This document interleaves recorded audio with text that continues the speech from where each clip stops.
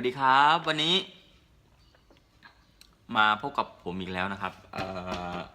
วันนี้จะมาขอรีวิวตัวปืนตัวใหม่ที่เพิ่งได้มานะครับไปรษณีย์เพิ่งมาส่งเมื่อกี้เลยนะครับได้มาก็จับถ่ายซะเลยแกะกล่องซะเลยนะครับว่า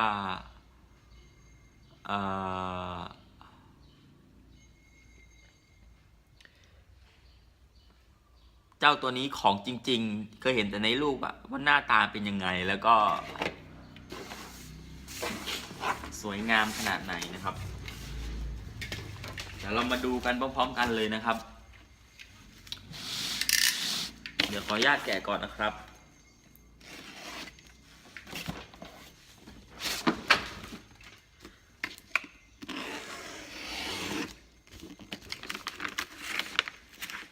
ตัวนี้ก็เป็นที่อะไรฮิตกันในตลาดนะครับก็เลยลองสั่งมาดูราคาไม่สูงมากราคาจับต้องได้เลยนะครับ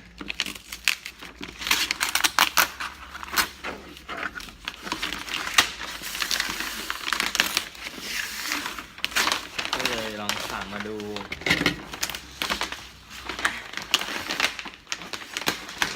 ก็มีรอยเขาเรียกว่าอะไรทั้งของกล่องนิดหน่อยนะครับตามสไตล์ไปรษณีย์บ้านเราก็ส่งมาตัวนี้ที่ผมสั่งมาเป็นสีดำนะครับดูว่าได้ตามที่สั่งหรือเปล่าเห็นหน้าตาก็อาจจะนึกออกนะครับว่ามันคือ Amoba S1 นะครับของค่าย Ares นะครับนี่หน้าตากล่องหน้าหลังผมเคยเล่นเจ้าตัว MSR 338อยู่ตอนนี้กล่องมันมาแบบเพลนๆสีน้ำตาลธรรมดาเป็นสีกล่องแต่ตัวนี้ก็ทำมากล่องมีสีสันขึ้นมาอีกนิดนะครับแล้วราคาก็ดาวลงไปเยอะเลยแบบราคาไม่แพงนะครับหลักพั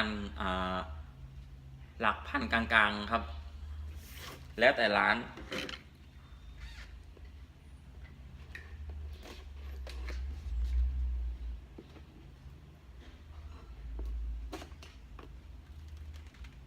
อันนี้เราดูแกะดูข้างในเลยนะครับ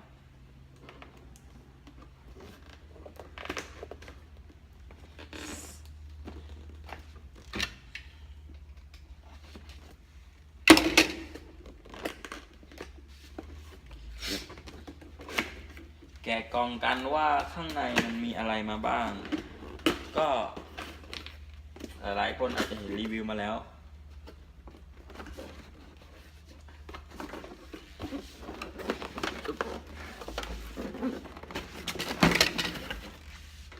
สั่งสีดำไป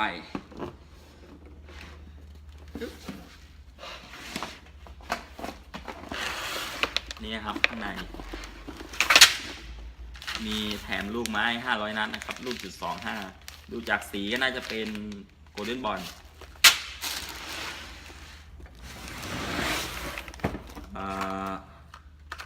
ผมเปลี่ยนไกด์ล็อตตัวใหม่อันนี้ไกด์ล็อตตัวเก่าที่ติดปืนมานะครับมันไม่มีแบริ่งก็เลยเปลี่ยนเป็นตัวมีแบริ่งอันนี้เป็นคู่มือนะครับก็บอกการถอดประกอบการเล่นเหมือนทั่วๆไปครับ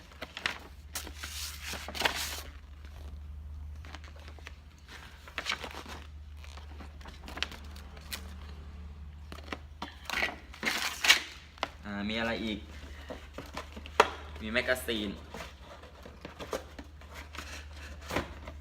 เขาบอกว่าแมกกาซีนสวยและแข็งแรงก็เป็นแม็กสแตนนะครับบรรจุประมาณ40 กว่านัดถ้าจำไม่ผิด AS 45มีมาร์กิ้งล่องลึกเขาบอกว่ามันแข็งแรงพลาสติกแข็งมากแล้วก็สวยด้วยนะครับโอเค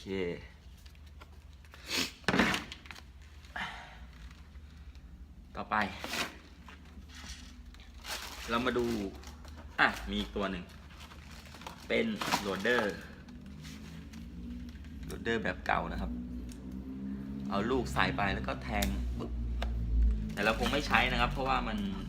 ยากอาจจะใช้โหลดเดอร์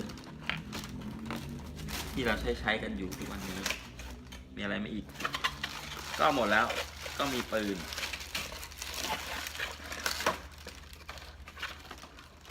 มีอันนี้มาด้วยอ่ะโชว์ชื่อร้านเลยแล้วกันนะครับก็แถมมา The One บีบกันนะครับกุญแจโอเคมีแส้ทำความสะอาดมาด้วยนะครับแส้แทงลูก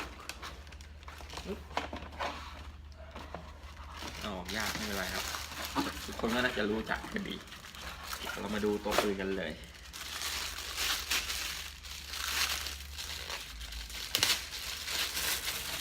สีดำก็ที่แรกจะสั่งสีทรายแต่สีทรายมีอยู่แล้วตัวหนึ่งเป็น MNR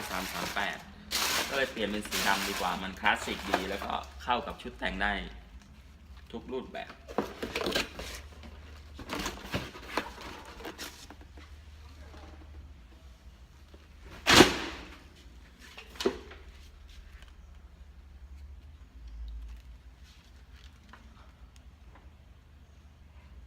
ดูตัวปืนนะครับสิ่งที่แรกที่เห็นก็คือผลิต made in ไต้หวันเป็นตัวหนังสือสีทองนะครับแล้วก็มีมาร์กิ้งดูมาร์กิ้งลึกมาก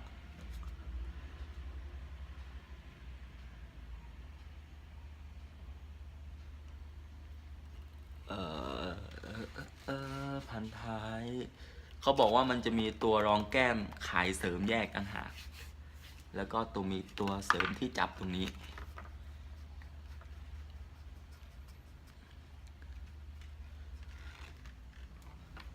นะครับดูมาร์กิ้งด้านหนึ่งดูมาร์กิ้งชัดๆโอ้สวยงามครับข้างบนนี้เป็นตัวเป่าฮอปนะครับใช้หกเหลี่ยมขันลำกล้องเซาะร่องเป็นโลหะแต่มันดูบอดี้เป็นพลาสติกไนลอนนะครับมีหูกระวินมียางรองอะไรอีก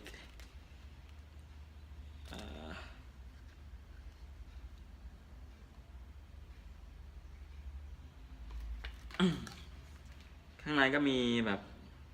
กาของอาเลสสีทองนะครับแล้วก็ใส่ขาทรายได้ตัวนี้พิเศษตัวหนึ่งก็คือท่อไม่ใช่ท่อสิครับกระบอกสูบก็ค่อนข้างจะสั้นนะครับเดี๋ยวลองดูกระบอกสูบ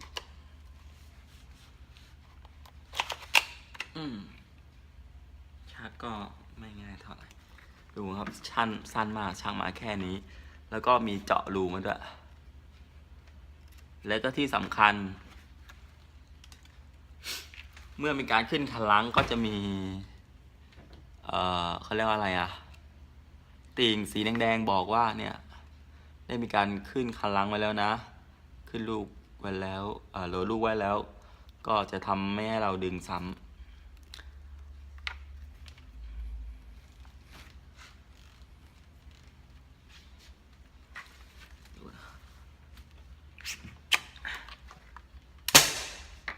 ถ้าเป็นตัวรุ่นก่อนๆอย่างเช่น MSR 238ที่เล่นอยู่ถ้าไม่ใส่แม็กมันจะดึงคันลังไม่ได้นะครับอันนี้ดึงได้เลยมันเป็นระบบใหม่ทั้งหมด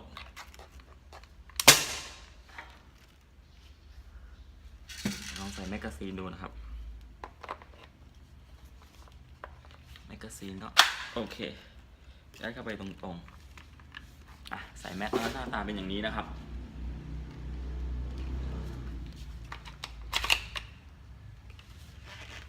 ช่องคัดเป่าก็จะโผล่อย่างนี้ เมื่อกระบอกสูบมันสั้นปืนนี่เบามากเลยนะครับ เบาแบบ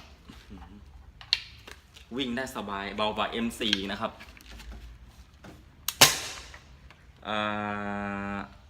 มีอะไรอีกครับ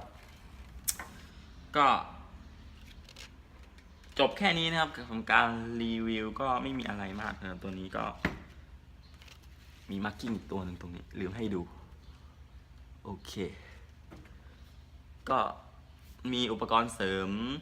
ต่อไปก็ที่เห็นในเว็บนะครับก็จะมีพวกปลอกลดแสงตัวรองแก้มแล้วก็ตัวจับกิบมือตรงนี้ครับตัวปอนแม็กปอนแม็กปลดได้2แบบนะครับปลดตรงนี้แล้วก็